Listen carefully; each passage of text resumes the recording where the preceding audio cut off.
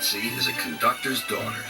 One day she was working on Skarloey with some polish and a rag. Skarloey was snoozing happily, but Nancy wanted to talk.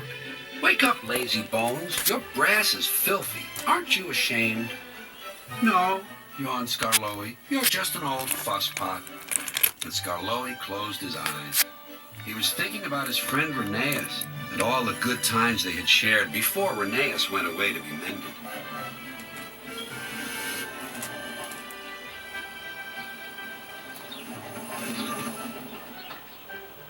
Nancy interrupted again. "Don't you want to look nice when Rheneas comes home?" Skarloey wasn't sleepy anymore. "What? When?" "Soon. Daddy told me." "I'm going now," she said. "Nancy, stop. Do I really look nice? Please polish me again." "Now who's an old fusspot?" laughed Nancy and set to work once more.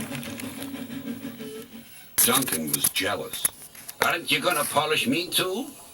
"Sorry, not today. I'm going now. I'm helping the refreshment lady this afternoon. We must get the ice cream ready for the passengers." "Never mind, Duncan." But Duncan did mind. "It isn't fair," he complained. "Peter Sam gets a special funnel, Sir Handel gets special wheels, passengers get ice cream, but I'm not even polished." Of course, this wasn't true, but Duncan enjoyed complaining. He became sulkier still.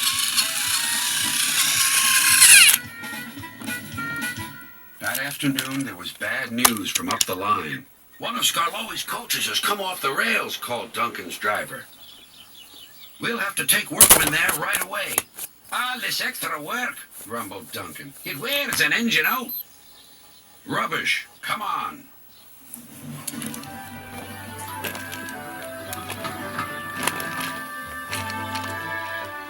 The derailed coach was in the middle of Skarloey's train, so he had gone on to the top station with his front coaches.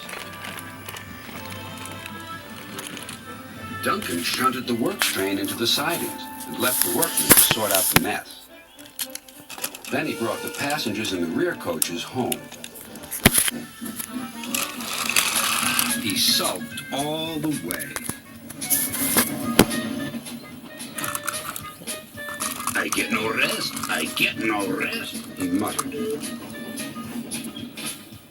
Duncan made the journey very difficult. He was short of steam, so his driver waited a while in the hope of raising more. But Duncan wouldn't try. "We'll keep our passengers waiting," said his driver. Duncan was cross. "You always think about the passengers and never about me."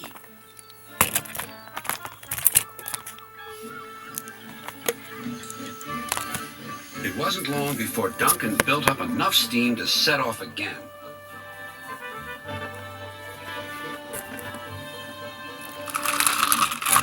But he was still very grumpy and cross.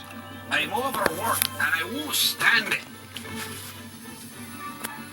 At last they reached a viaduct near the station. "Come on, Duncan," called his driver. "One more effort and you'll have a rest and a drink at the station."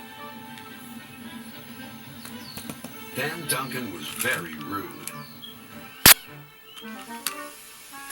"Keep your old station. I'm staying here."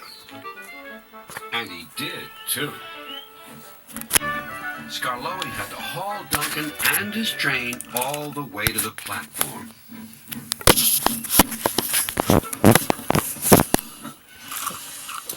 The passengers were furious. They told everyone what a bad railway it was.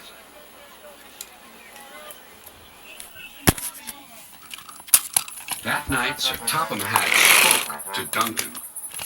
"No passengers means no polish, and no polish means no passengers," Duncan muttered to himself.